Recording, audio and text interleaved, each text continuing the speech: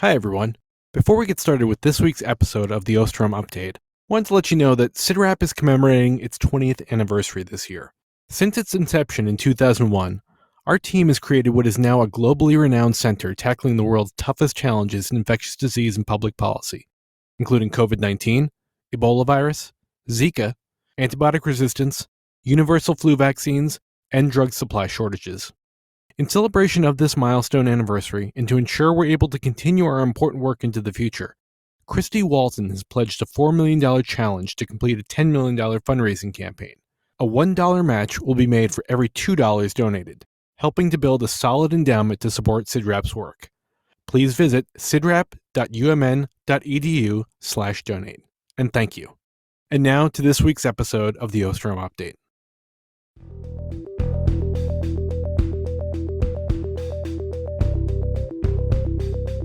Hello and welcome to the Osterholm Update, COVID-19, a podcast on the COVID-19 pandemic with Dr. Michael Osterholm.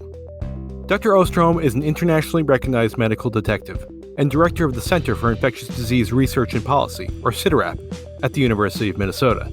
In this podcast, Dr. Osterholm will draw on more than 45 years of experience investigating infectious disease outbreaks to provide straight talk on the COVID-19 pandemic. I'm Chris Dall, reporter for Sidrap News, and I'm your host for these conversations.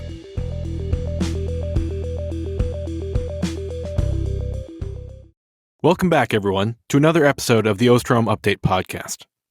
If you don't know exactly what to think about the Omicron variant, how it may impact the course of the pandemic here in the United States and around the world, and what it may mean for you and your family, you're not alone.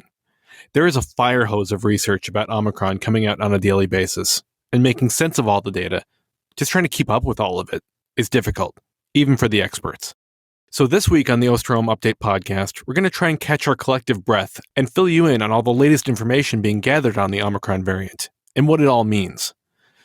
As always, we'll also provide an update on what the still dominant Delta variant is doing around the world and here in the United States, and take stock of the U.S. vaccination effort.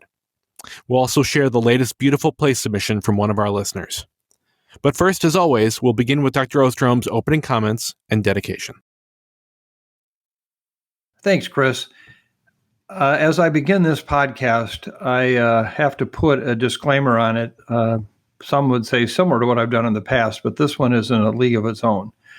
It is so difficult at this point, as Chris alluded to, in terms of the rapid fire of the new information around Omicron, to actually know what to tell you, because it is coming out so rapidly. The information is confusing and frankly challenging.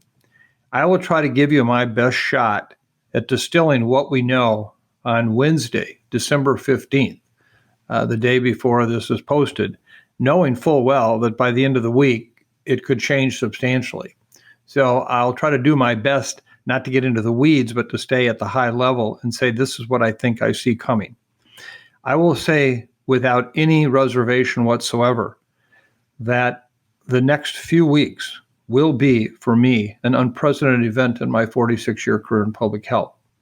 Over the next several weeks, I feel certain that we will see major changes in the occurrence of COVID-19 in our communities, what it means to us clinically, and public health policies that will come from that. I think we are going to see a viral blizzard literally ascend upon the world with Omicron. And the question will be, what will that mean clinically, from a public health standpoint, from a medical delivery standpoint? What will that mean? And some would say, I might be prone to exaggeration, or I surely have painted, pictures of the future that many didn't agree with. I'll just tell you right now, it's hard for me to paint a picture about what's going to happen based on my experience, because I don't know. But what I fear is what I see coming is this viral blizzard. And I'll try to give you a sense of that today in this discussion. In terms of my dedication today, I want to share with you some information that I think is often missed in what we often call the unrecognized aspect of the COVID pandemic. The U.S. Census Department just released new household data survey which is representative for the entire country, on looking at adults not working at the time by main reason for not working. And as you know, we've all been talking about workforce and, the issue of employment and trying to find people to work.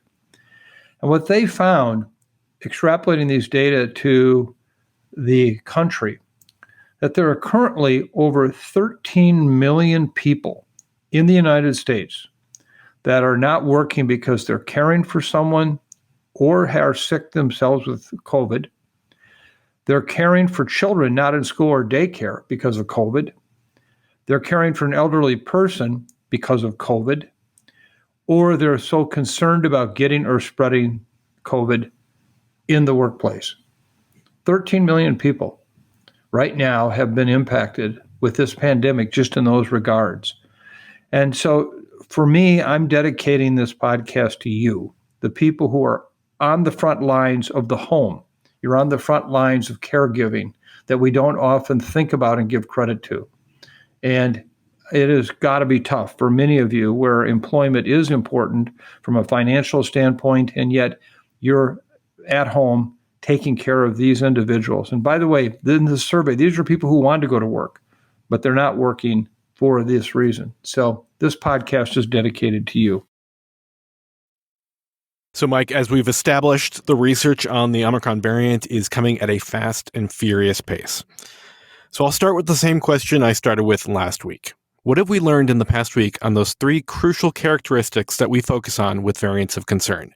Transmissibility, severity, and immune escape. And is a clearer picture of Omicron starting to emerge? Chris, when you ask about what have we learned in the past week, probably the more relevant question is, what have I learned in the past half an hour before I got on this podcast? And in fact, the podcast crew and I were literally working on this information just 30 seconds before I got on this podcast.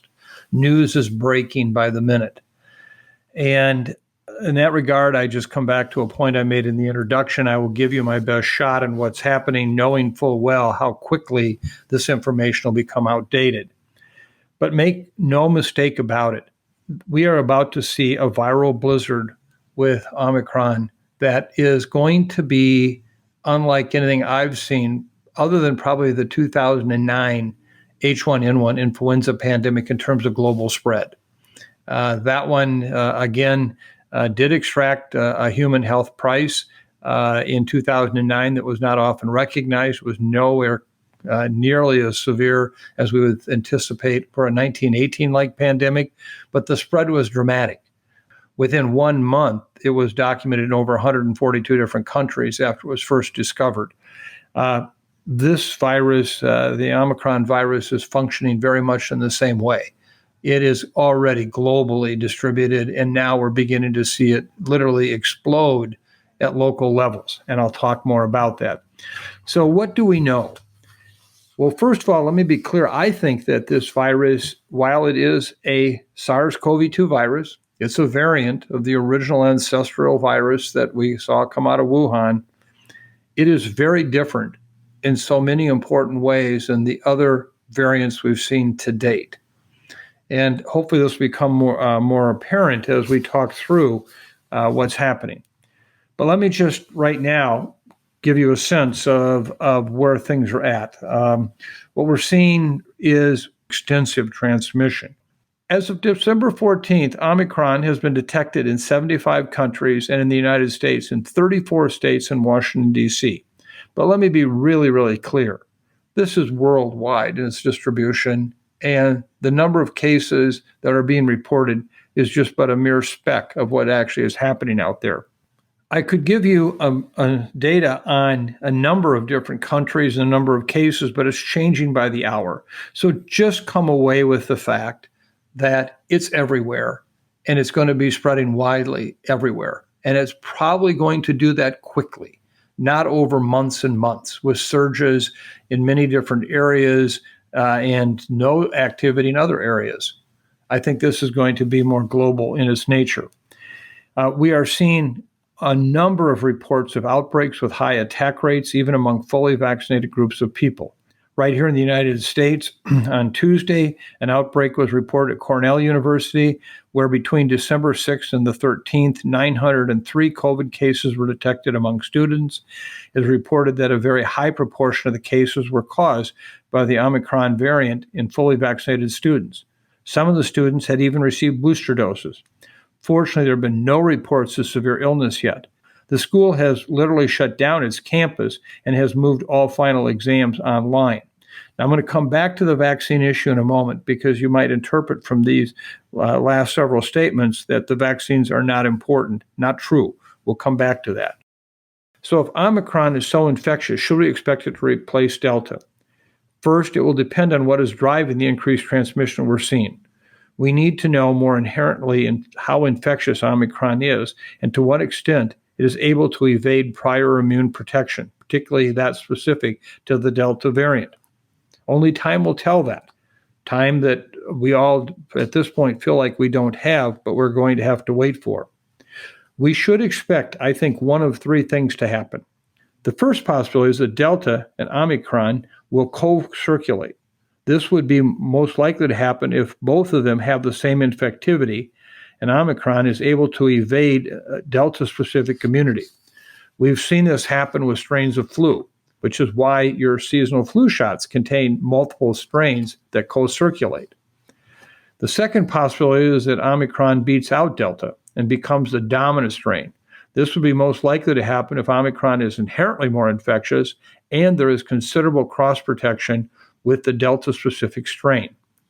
And third, the last possibility is that we experience an Omicron wave followed by a resurgence of Delta and the extinction of Omicron. This would be the most likely to happen if Omicron is not inherently more infectious, even if it has a higher immune escape. Only time will tell which of these will be reality, but we should have a good indication, I think, in the next few weeks by watching what happens to Delta cases relative to Omicron cases in the US and in Europe. If, in fact, this is the reality, we will see Delta cases drop dramatically and within probably 3 to 4 weeks. So from that standpoint, we are in a viral battle. It's Omicron against Delta, and we don't know where that's going to play out yet. I'll come back to that more in a moment as we talk about disease severity and the possible implications of that. So the second point you raise is what have we learned about the severity?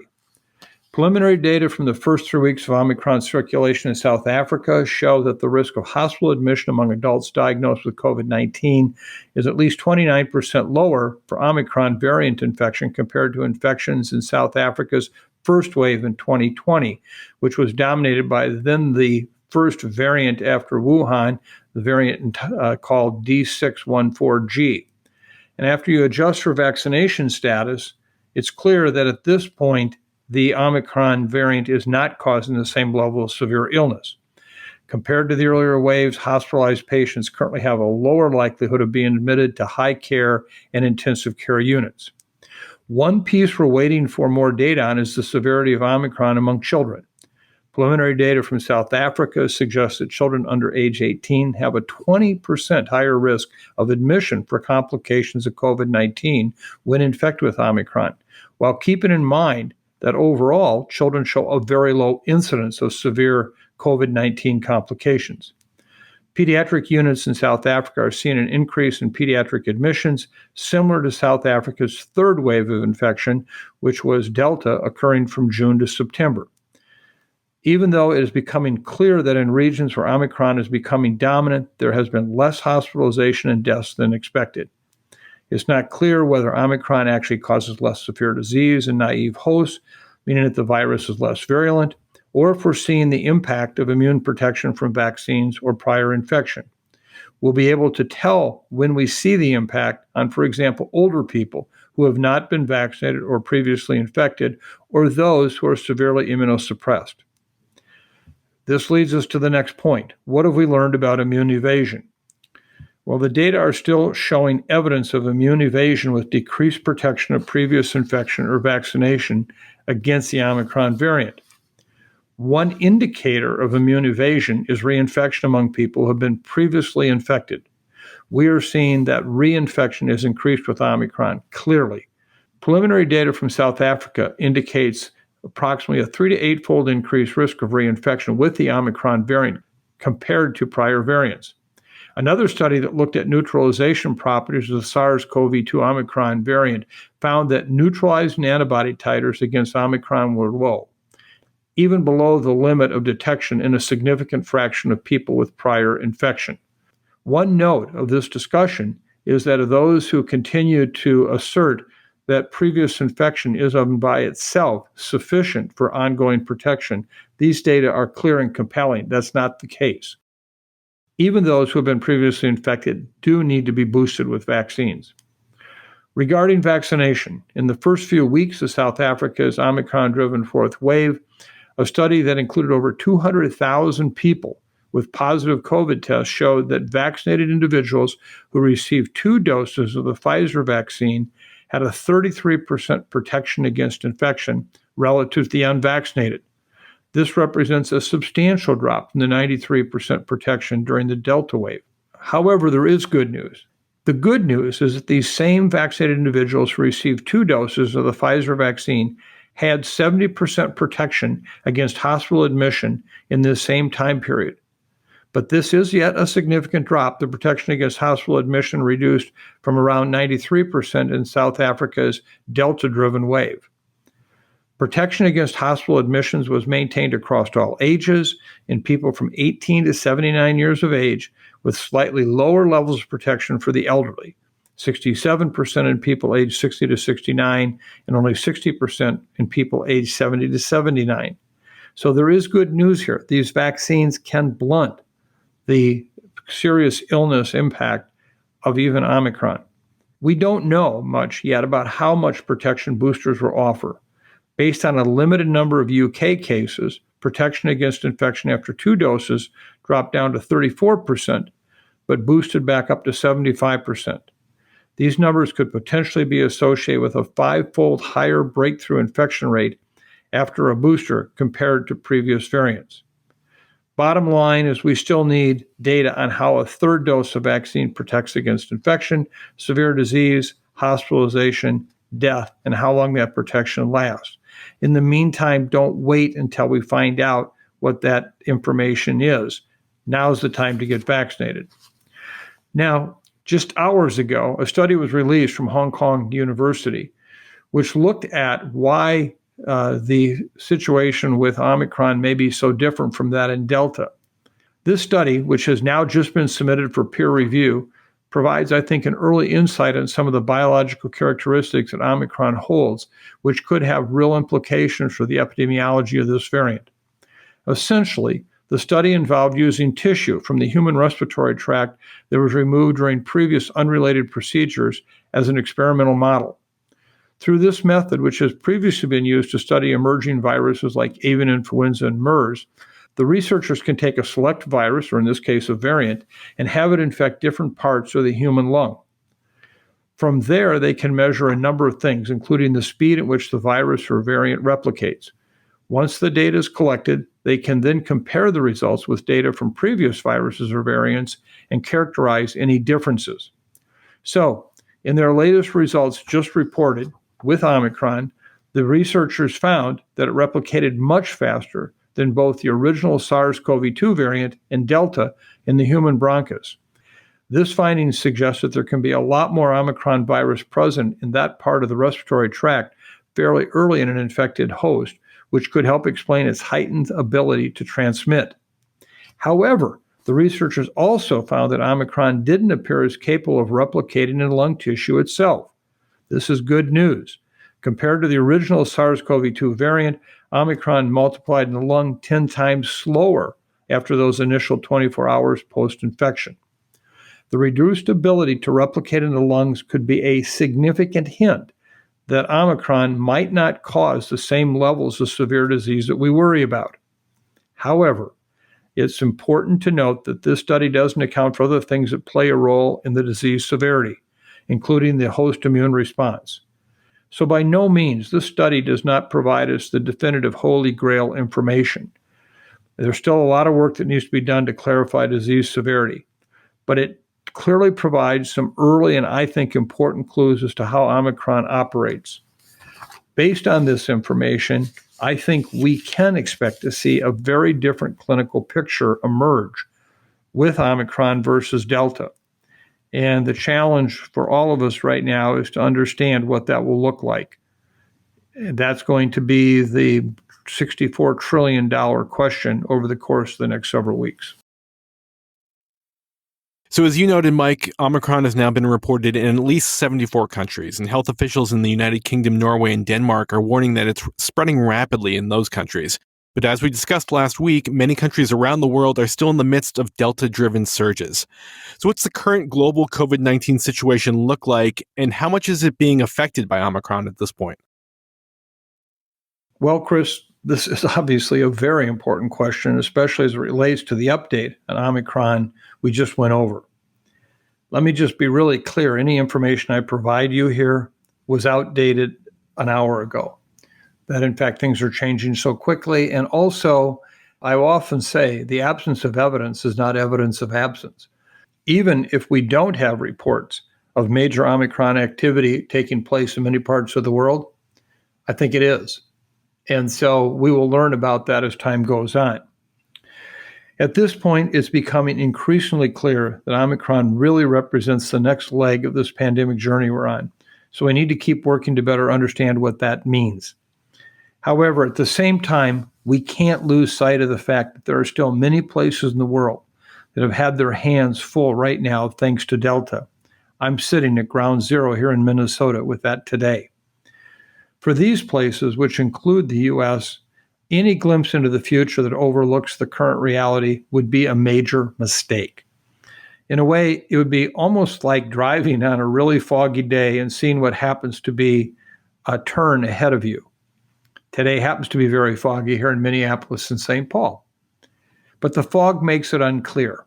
Of course, the driver wants to know how to react, so they take a long, hard look forward. Meanwhile, as they're trying to determine what direction the turn is going to take them and how sharp it is, they're looking past the moose that's standing in the middle of the road right in front of their headlights. Well, if you know how big a moose is, and they're big, I really hope that your highest priority in this situation would involve doing whatever is necessary to prevent or minimize any harm and damages that a collision would cause. Otherwise, it might not matter what the upcoming turn brings.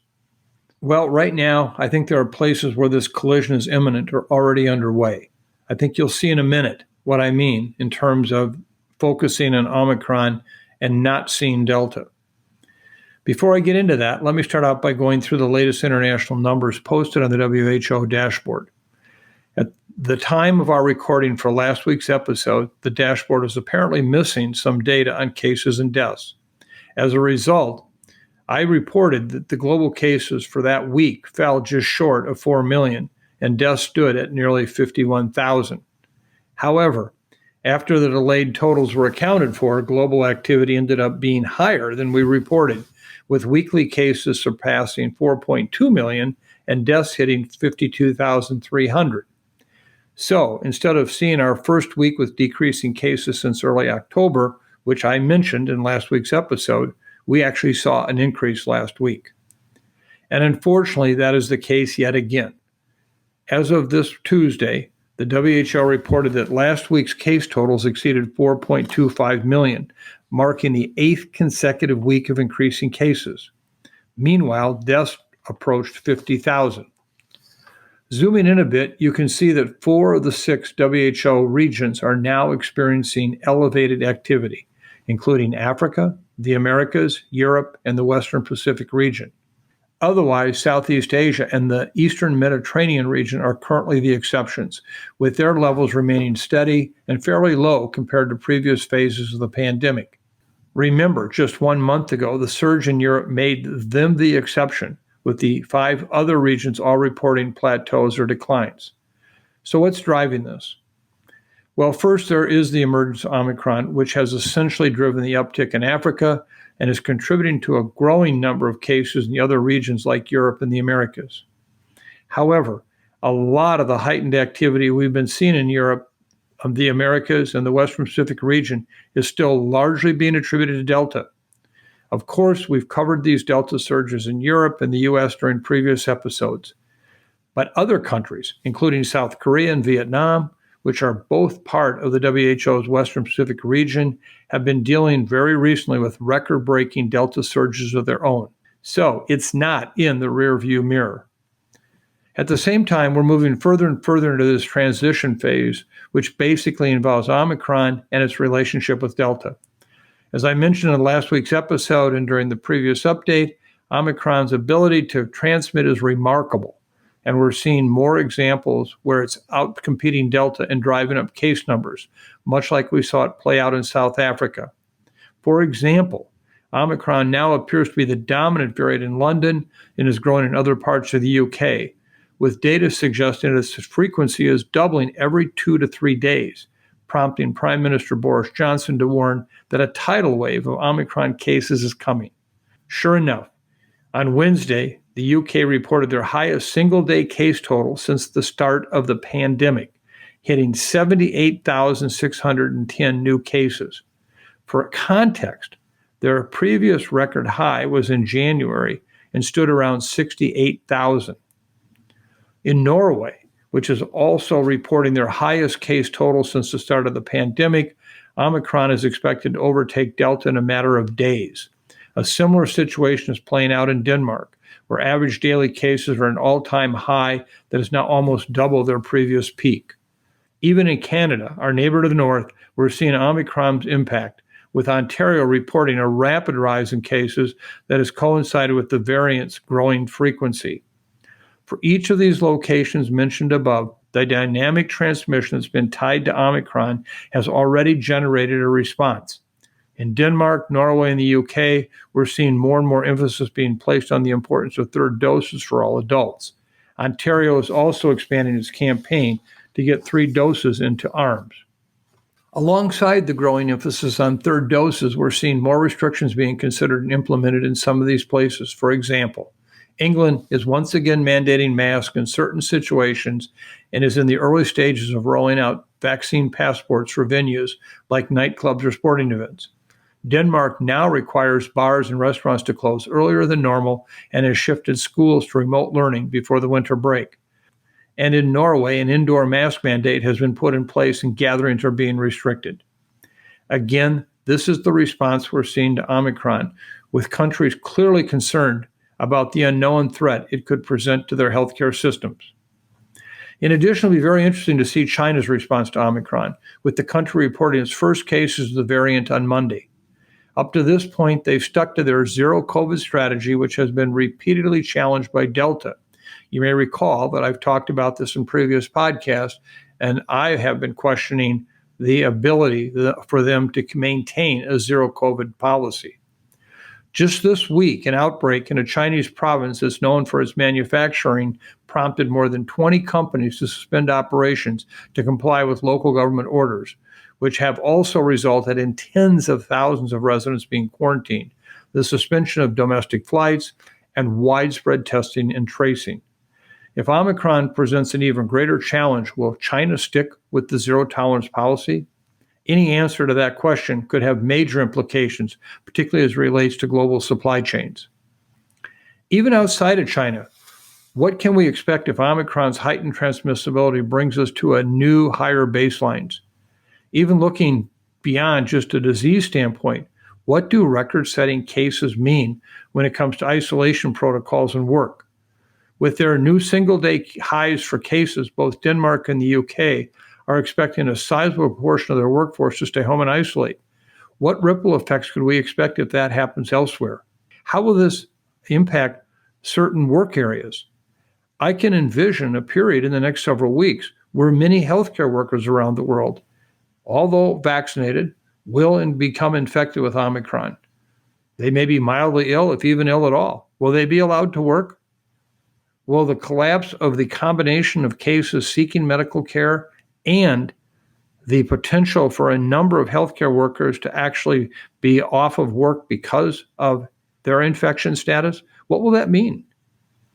This is a pretty scary scenario, but it's one I think we're going to confront around the world. So there are a lot of questions that remain, which means that we still are in that unsatisfying and all too familiar wait and see mode. Clearly, we have a growing number of places closing in on that wall of fog I mentioned earlier. We have yet to fully understand what awaits us on the other side. Again, time will tell, and we'll do the best we can to keep you updated in the weeks ahead. I do believe we will see some dramatic events over the course of the next few weeks on a global basis.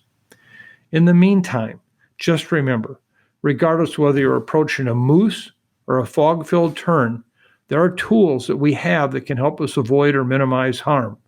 For example, on a windy road that's chock full of moose crossings and a lot of fog, you'd do much better off with a fresh set of brakes and good tires. Well, in this case, those 3 doses of vaccine are equivalent to the highest quality brakes or tires on the market. And while they don't guarantee that the road you're on will be obstacle-free, they surely can help you navigate in a much safer way, which certainly beats the alternative. Here in the United States, we're in the midst of the second wave of Delta activity, with the 7-day average of daily cases now above 120,000. Several states calling in the National Guard to help with hospital staffing, holiday gatherings approaching, and the threat of Omicron looming. So, Mike, you've talked about that blizzard. Are we staring at that blizzard right now? And how concerned are you about the ability of our already stretched healthcare system to handle this? Well, I do believe we are on the cusp of that blizzard. And the real challenge will be what that blizzard will look like. As you alluded to in your question, Chris, the situation here in the U.S. is really becoming this culmination or mixture of so many different ingredients. And we really don't know what the final product will ultimately look like in the weeks and months ahead. Unfortunately, one thing we do know in this country is what Delta is capable of. Even with the clear-cut lessons offered to us in the form of Delta-driven surges in places like India, Indonesia, Iran, Japan, South Africa, Israel, and the UK, it still seems like it caught far too many of us off guard here in this country. Remember, on April 19th of this year, more than 2 months before our first Delta wave, anyone 16 years of age and older in this country became eligible to receive a COVID vaccine. At that time, the U.S. was closing in on 590,000 deaths. So you'd like to think an announcement like that would be met with unopposed celebration. Of course, many did celebrate the news and book the first appointment they could find. But a sizable chunk of the population didn't seem to share that same sentiment. Regardless, for the next month and a half, activity in this country dropped, eventually reaching the lowest levels being reported since the start of the pandemic. For many, COVID was now a thing of the past. Around the same time in April, India was an absolute house on fire, and talk began about this new highly infectious variant of the virus that helped fuel their surge. Well, as I hope we all know now, a variant that emerges on the other side of the world can end up in our own backyard in no time, as is Omicron, and basically reshape our future with COVID. So while I won't belabor the point by retracing the entire journey of Delta in the U.S., I want to highlight what this variant has meant for the country. This week, the total number of COVID deaths in the U.S. surpassed 800,000, a sobering number to say the least. But what makes it even more tragic is the fact that more than 210,000 of these deaths have occurred since the days where an adult in this country became eligible for a vaccine, and the vast majority of these deaths were caused by Delta. Yet here we stand, basically 6 months out from the earliest days of our first Delta wave, and it is still not done with us. In fact, since October 25th, when the country's average number of daily cases dropped below 70,000, representing the lowest point of the valley that separates our first and second Delta waves, we've essentially seen this major resurgence. Now, as of this past Tuesday, less than 2 months out from that valley, average daily cases are back above 122,000. Remember, on October 25th, they were at 70,000. Today, they're at 122,000. Hospitalizations have grown from less than 46,000 to more than 66,000 hospitalizations per day. And once again, nearly 1,300 Americans are dying from this virus on a daily basis. Some might conclude that the vaccines have had little impact. Simply not true. In a very thoughtful publication by the Commonwealth Fund this past week, they estimated that approximately 1.1 million additional COVID deaths and more than 10.3 million additional COVID hospitalizations were prevented through November of 2021 by vaccines. That tells you what we could have done had we even had more use of vaccines by much of the population. So meanwhile, where are we today with vaccination? On October 25th, just over 58% of U.S. residents were fully vaccinated. As of Tuesday, that percentage stood at 61%, representing an increase of less than 3 percentage points in this very critical time with the Delta resurgence.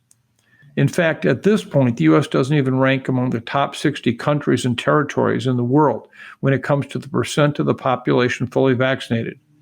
Again, not the response you'd expect or hope for from a country that is all too familiar with the pain and suffering that the virus can bring. And that's exactly what it's doing. Otherwise, over the last 2 weeks, cases have increased in 44 states, including the District of Columbia, with 32 reporting increases of at least 40%. Meanwhile, a total of 42 states have reported a rise in hospitalizations, with 22 documenting growth of 20% or more. Many of our hotspot regions that we've covered in recent episodes, like the upper Midwest and the Northeast, remain that way. For example, Wisconsin now has the highest case rate in the U.S., with 100 cases per 100,000. Hospitalizations in the state are also growing very quickly. Then there's Michigan, which has had the highest number of hospitalizations per capita in the country, 47 per 100,000 population. Again, even in Michigan, which got ravaged by Alpha last spring, hospitalizations are at their highest level since the start of the pandemic. And similar situations are playing out in other Midwestern states, including Illinois, Indiana, Iowa, Minnesota, and Ohio. For the healthcare workers in the state, the situation is as dire as it's ever been. I can tell you from my firsthand experience in my many conversations with these folks that this is, in fact, a very dire time. Just read the news that has been coming out in these states in the past week. In Wisconsin, hospital leaders have said they've reached a crisis point, with multiple regions of the state having 0 ICU beds available. The same thing's happening in Minnesota, where some hospitals are now so overwhelmed with COVID patients, they've had to postpone numerous procedures. An article published in the Minneapolis Star-Tribune newspaper on Tuesday spoke to the reality of the situation, detailing the story of a 57-year-old Minnesota woman who has now had to suffer with excruciating knee pain for 3 months due to the lack of the capacity in the state's hospitals brought about by COVID. Earlier this week, 9 of the state's leading healthcare providers published a full-page ad that featured a large, bold, and powerful headline, "We're overwhelmed." On Tuesday, the Minnesota Hospital Association CEO shared the following: "We are running out of words to describe the crisis we are seeing in Minnesota. Our heart is aching. Our beds are full. Our emergency departments are full. Our hallways have patients in them, some on breathing machines, and at this point, our care capacity is stretched to the very limits." And in Michigan, a similar situation is playing out, with most of the state's hospitals now in code red triage, meaning they no longer can accept transfers. In all of these states, the message has been clear and compelling: please get vaccinated. During a recent interview, one of the leaders of a major health system in Michigan was asked how people can support healthcare workers. He replied with the following: "If you really want to support your staff and you really want to support healthcare heroes, get vaccinated. It's not political. We need everyone to get vaccinated." Well, I'm not sure it can be made any clearer than that. Remember, this message is coming from the healthcare workers that live and work in our cities, towns, and neighborhoods. Most have dedicated their lives to help us out during some of the most difficult and painful moments, and they're continuing to do so now. Even amidst the wave of seemingly endless patients, the majority of who are unvaccinated, they're doing whatever is possible with the staff and space they have available, whether that involves using hallways or cleaning out conference rooms. In return, they're simply asking us to exercise precautions and get vaccinated. If that request continues to be ignored, I fear that the weeks ahead, which should be one of the highlights of our year thanks to the holidays, will be memorable for all the wrong reasons in too many families. And as a result, We'll see more and more examples of COVID disrupting the routine healthcare services that many members of our society rely on each and every day. So I worry a lot about what's happening right now with Delta, both in terms of those who are becoming seriously ill, along with the massive burden that's being placed on healthcare workers.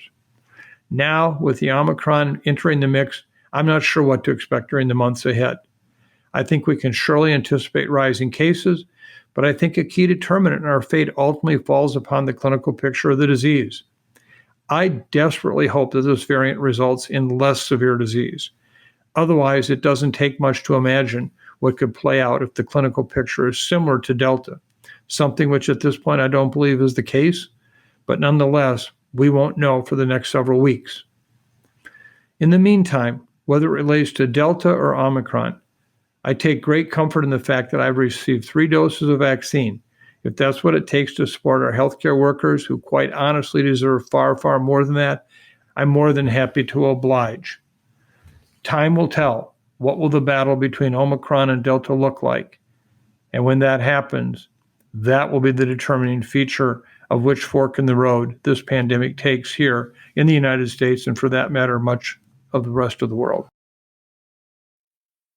So, Mike, you just talked about the lagging vaccination effort in this country. But even before the Omicron variant came along, U.S. officials had begun urging fully vaccinated Americans to get booster shots, and that has now taken on new urgency with the Omicron variant. Is the U.S. getting people boosted at the rate it needs to be? And how does the booster effort affect the ability to get first and second doses to the rest of the world? Chris, let me just start out with one very important point in this whole discussion. These vaccines are remarkable tools. They are remarkable tools, but they're not perfect. We know that to achieve the most protection we can, we now need this 3-dose approach for the mRNA vaccines and at least a 2-dose approach for the adenovirus vector vaccines, i.e. J&J. And at this point, I don't want people to be confused by, are the vaccines working or not? As I stated earlier, even with Omicron, we're seeing people who are fully vaccinated, or more importantly with boosters, having significantly less severe illness. So if you want to understand why vaccines are important, just continue to remember that you have anywhere from a 12 to 15 times lower risk of dying from a COVID infection being vaccinated than not being vaccinated. That, I think, is such a critical point. So let me address the issue of boosters. As anyone who's been listening to this podcast knows, I dislike that term immensely. I have been arguing for many months that we always should have considered this as a 3-dose prime series, and that had we done that, we wouldn't be having the controversy about, well, wait a minute, the vaccine's not working, I'm not going to get it. As of today, we estimate that about 35% of people eligible for a booster dose in the U.S. has received one so far, only 35%. Approximately 155 million people in the U.S. are eligible for a booster dose because they were fully vaccinated. That includes the 2 doses of Moderna or Pfizer or 1 dose of J&J at least 6 months ago or 2 months ago for the J&J vaccine. But only 54 million people in the U.S. has received a booster dose. Understand that if you want to complete that protection that you have from the first 2 doses, this booster dose is really critical. Just 4 months ago, anyone who talked about a booster dose was seen as advocating for a luxury dose of vaccine that would hopefully reduce you from having even minor illness and taking vaccine away from the rest of the world. Today, we know that's not the case. 2 doses of vaccine is a 50-foot rope. People are all drowned in 100 feet out. A booster dose gives you the full 100 feet of the rope. That's what you need to save people. So I think it's really important to get that message across. The number of people getting booster doses each day in this country peaked on December 6th at 958,000. Since then, has decreased slightly, but it does remain higher than the previous daily peaks we saw earlier in the fall in October and November. There is very sobering news, though, however, how inadequate our booster dose work has been particularly for those who are at highest risk of serious illness, hospitalizations, and deaths. In a very important article that was published on the CNN website this week, they were able to document that only about half of fully vaccinated nursing home residents have received a booster dose of COVID-19 vaccine, leaving this high-risk group especially vulnerable to both Delta and, for that matter, what we expect to see with Omicron.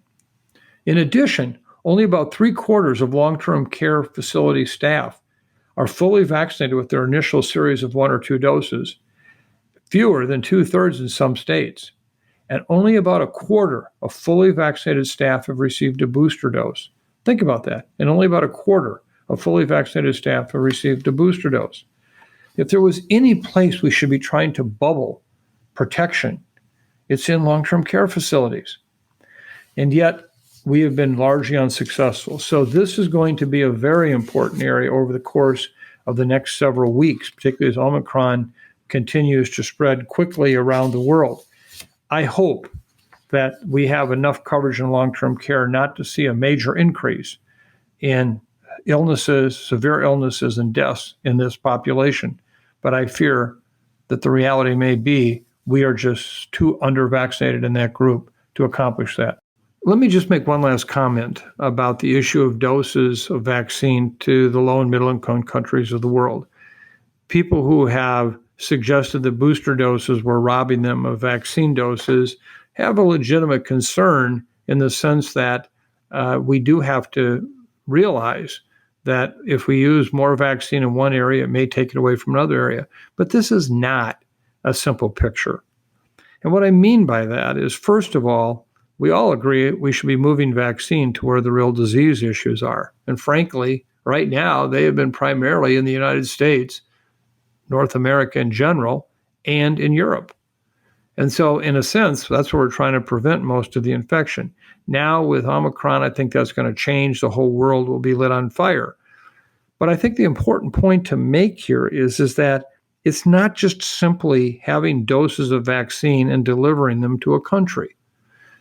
For example, we learned this past week that the major vaccine manufacturer in India was cutting its production in half because nobody was buying their vaccine.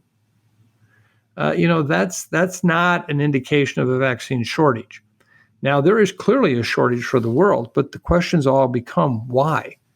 Is it because countries aren't capable of distributing the vaccine? In many instances, that's one aspect that we have to address. The world has to assist these countries that don't have the infrastructure to get vaccines out with that. It's not enough just to deliver vaccines. You got to turn them into vaccinations. Then we also see in many countries of the world the same kinds of vaccine hesitancy and even vaccine hostility that we see here in the United States. You can't vaccinate someone who refuses to be vaccinated unless under force. And so we have a lot of work to do globally. So I just want to point out to you right now that I do believe that booster doses, as they've been called, that terrible term, here in places like the United States are important in addressing this pandemic. We need to continue to up manufacturing capacity for the world, and we need to assist the world in delivering these vaccines, whether it be infrastructure from the public health standpoint or even education in terms of helping people understand the importance of these vaccine doses. But for right now, I feel confident that we're getting the maximum out of our doses in terms of trying to protect people from a serious outcome with a SARS-CoV-2 virus. Mike, where is our latest Beautiful Place submission from? Well, Chris, as you know, I love this part of the podcast. To me, this is a highlight. And I feel like it's a very important way to connect with our special podcast family. This one comes from California, from Sandra. She writes, "Hello, fabulous Sidrap Osterholm podcast team. Sending each of you thanks and good wishes for your good health and a holiday season full of peace and joy, as much as is possible given the demands of the work you all do to help us understand the changing landscape of the land of COVID. I have a beautiful place submission. The Shea Center Therapeutic Riding Center in San Juan Capistrano, California. In April 2021, I began volunteering at Shea as a sidewalker for our clients with physical, emotional, and cognitive disabilities, children through seniors, and military veterans receiving physical therapy and occupational therapy on horseback called hippotherapy. Then I became a horse leader and a barn steward as well. It quickly became my beautiful place during the disconcerting challenge of coping with the land of COVID. The peace and serenity of the Shea environment would fill me completely from the moment I stepped out of my car and my feet landed on the crunch of pea gravel and took in my first deep sniff of horses and hay. My shoulders dropped and my heart felt the joy and anticipation of my volunteer day ahead. In the process of volunteering, it quickly became apparent why it felt so good deep in my soul to be part of this wonderful environment. The clients we serve benefit from the generous TLC they receive from the kind and giving spirit of our herd of horses, the kind and professional therapy staff, the supportive and appreciative volunteer staff, and the always helpful and kind team that drive and care for the horses. A sense of calm, peace, and delightful therapeutic fun permeates the wonderful outdoor environment. Because it is an outdoor and therapeutic environment, we've been able to continue to serve our clients for this last year of COVID, and boy, do the clients benefit. It is a truly magical place where I confess to always feeling I receive far more than I give from clients, horses, and staff alike. Shea Center has been my peace of mind and a way to cope with all the things COVID, in turn helping me to be a better spouse, mother, grandmother, friend, and therapist to everyone in my life. I am grateful and pleased to know so many others feel it too. By the way, I was hired on as an occupational therapy assistant in October 2021 to fill in for a few therapists on maternity leave. What a privilege and an honor. Shea continues to be my beautiful place inside and out in this new position. I've attached a couple of photos of me at work to share the joy. That's me in the yellow shirt. Kind regards, Sandra. Well, we will post these pictures to the website. You must look at them. They're beautiful. And I can only say thank you to Sandra and all of her colleagues who do the hippotherapy. I actually have personal experience from a family setting with that type of therapy. It is remarkable. And what a beautiful thing to be doing during this time of COVID at such a beautiful place. I hope you all go take a look. Thank you, Sandra, so very, very much for sharing this with us. And just to remind our listeners, if you found a special place of comfort or solace during this pandemic and want to share it with us, please email us at osterholmupdate@umn.edu. We love hearing about and seeing the places that have helped get you through this difficult time. Now to our closing. Mike, what are your take-home messages and closing thoughts for the day? I think, Chris, it's very clear. Any summary of today's podcast can be really, in many ways, summarized in 2 words: Omicron and Delta. And how does that fog and the moose come to play in all of this? We don't know. I hope that one day we can report back that Omicron came through as Mother Nature's gift.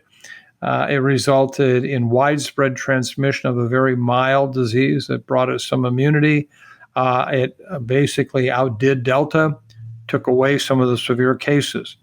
I don't know that. No one does.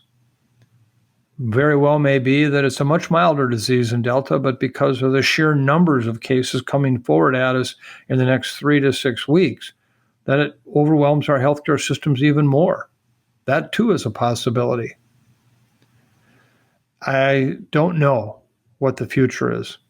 All I know is we are going to live in a COVID world for the weeks and months ahead. And in that summary, the one thing you can do more than anything else, protect yourself, your family, your loved ones, all the people you work with, your neighbors, the people you go to church with, the people you go to social events with. Be fully vaccinated with your booster too. That will give you the best opportunity to prevent any kind of serious illness from occurring and maybe even have some impact on transmission.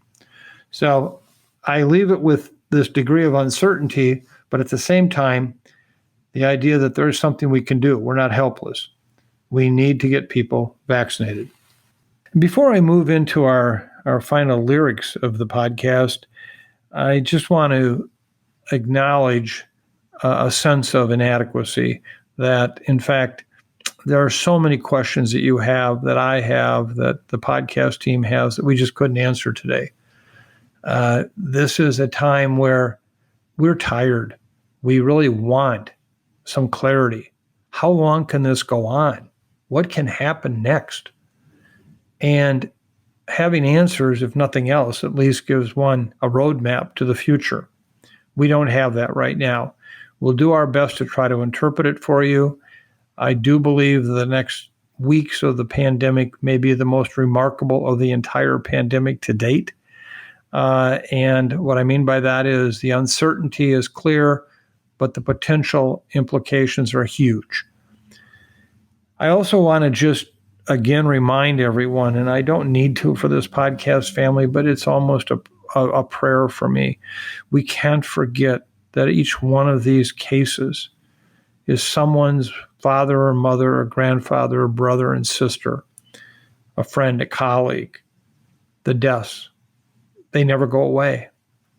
The people who are suffering from long COVID, the people who live in a sense of fear because although they're fully vaccinated, although they're trying to do everything they can to protect themselves, their underlying health conditions put them at increased risk of not being fully protected by the vaccine from serious disease.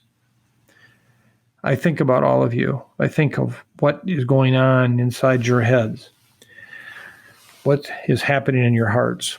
And so as I close this podcast, I just want everyone to remember that we will get through this. We will. And we can do a lot to minimize the number of people that aren't there with us when we get through. Just get vaccinated.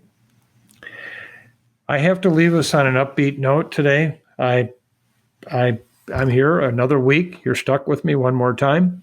That's a gift. Let me share with you the lyrics to a song today that means a great deal to me. It was made famous by a singer whose voice is as close as I think you can get to a velvet voice. This is a song that has an interesting history to it. It was actually based initially on a instrumental theme used in the soundtrack for Charlie Chaplin's 1936 film Modern Times. Mr. Chaplin actually wrote this song in terms of the music. It was written in 1936 at the time of the film. And then in 1954, actually the lyrics were added by John Turner and Jeffrey Parsons. And at that point, again, the song was there, but not really made famous. It wasn't until the very special Nat King Cole recorded the first version with the lyrics in 1954, reaching number 10 on the Billboard charts and number 2 on the UK singles chart. The version has also been used at the beginning of the 1975 movie Smile. This song has been recorded by many others, but no one has done it like the great Nat King Cole. This song, Smile. Smile though your heart is aching. Smile even though it's breaking. When there are clouds in the sky, you'll get by. If you smile through your fear and sorrow. Smile, and maybe tomorrow you'll see the sun come shining through for you. Light up your face with gladness. Hide every trace of sadness. Although a tear may be ever so near, that's the time you must keep on trying. Smile, what's the use of crying? You'll find that life is still worthwhile if you smile. That's the time you must keep on trying. Smile, what's the use of crying? You'll find that life is still worthwhile if you just smile. So I send a smile to you on behalf of all of our podcast team. Thank you again for spending time with us. It means the world to us. Thank you for the many messages, the letters, the emails we get.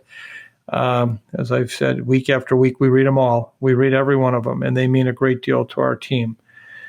And I hope that the next week is a safe week. I hope the next week brings you more and more holiday cheer and that you, like so many others who want to have holiday get-togethers, are able to make that happen with people who are fully vaccinated. We will obviously have more information to you in the days ahead about what fully vaccinated means with regard to Omicron. But I just want you to take a moment, be thankful for what we have, and remember to be kind. It's hard right now. Boy, is it hard. Be kind. Be thankful. And thank you so much for listening.